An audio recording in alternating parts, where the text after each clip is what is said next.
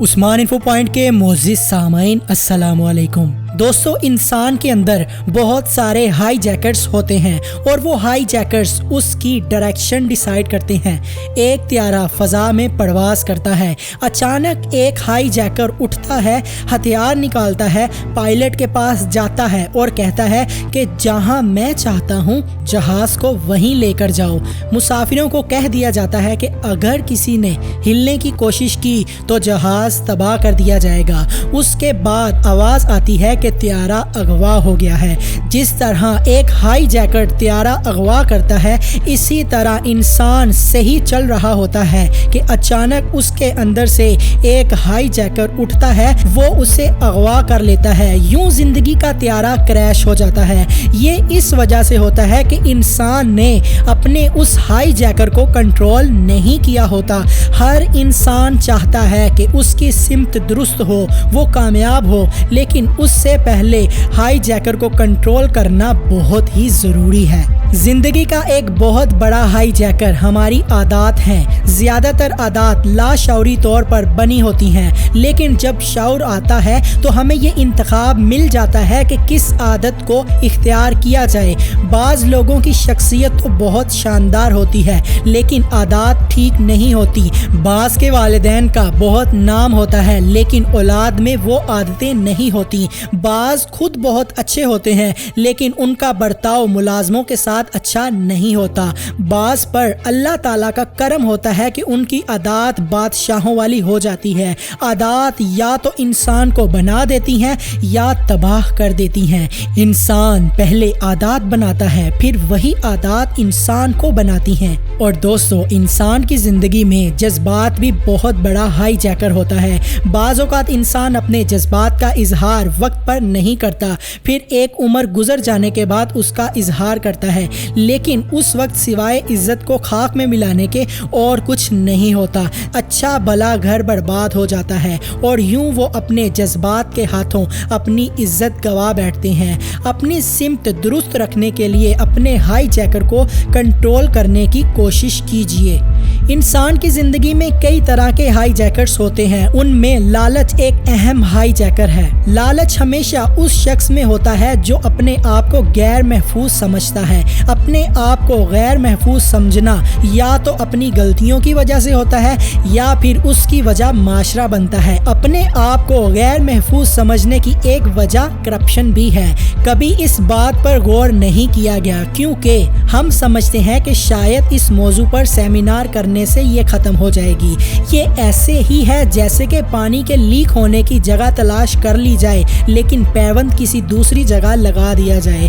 جس معاشرے میں کرپشن کم ہوتی ہے وہاں پر لوگ اپنے آپ کو زیادہ محفوظ سمجھتے ہیں۔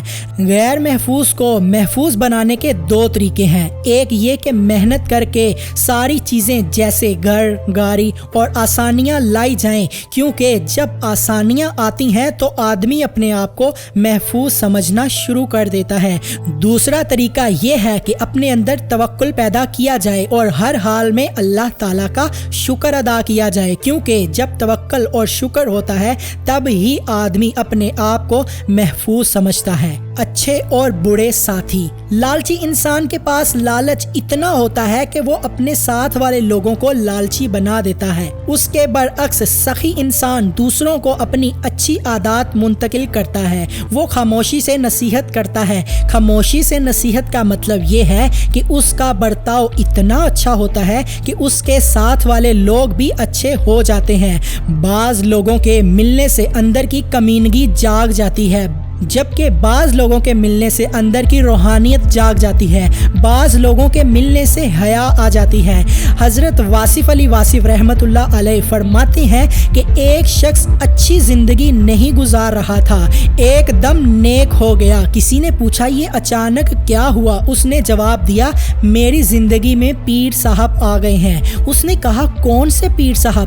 ہمیں بھی ان سے ملواؤ۔ اس نے جواب دیا میرے پیر صاحب میری بیٹی ہے۔ हजरत वासिफ अली वासिफ रहमतुल्लाह अलैह फरमाते हैं कि अच्छे लोगों की जिंदगी में मौजूदगी अच्छे मुस्तकबिल की जमानत है। जब तक अपने इल्म और अदब को अल्लाह ताला का फजल कहेंगे ये कायम रहेगा, लेकिन जब ये समझेंगे कि ये मेरा कमाल है तो फिर नाकामी शुरू हो जाएगी। दोस्तों, किताबें आदमी की सिमत बदल देती हैं। बाज़ औक़ात किताब का एहतराम इतना होता है कि फैज़ मिलना शुरू हो जाता है। जैसे बाज़ औक़ात हम कुरान पाक पढ़ते हैं तो आंखों से आंसू जारी हो जाते हैं और इसी वजह से ज़िंदगी में हदायत आ जाती है। इसी तरह सच्ची तलब, तलाश, मोहब्बत और अदब सिमत बदल देती है।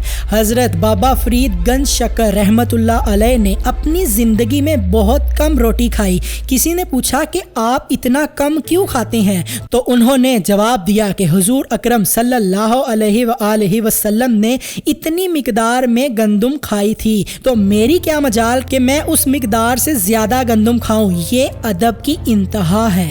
दुरुस्त तरीन सिमत हमारे लिए हुजूर अकरम सल्लल्लाहु अलैहि वसल्लम सबसे बड़े रोल मॉडल हैं। जब आप सल्लल्लाहु अलैहि वसल्लम ने सबसे पहले अपनों को इकट्ठा करके दावत दी और कहा कि अगर मैं कहूँ कि पहाड़ के पीछे दुश्मन का लश्कर है, तो जवाब में उन्होंने कहा हमारी जानें आप पर निसार, आप सच्चे हैं, सादिक व अमीन हैं। उनमें एक शख्स जिसका नाम उमर बिन हशाम था उठे और चल पड़े।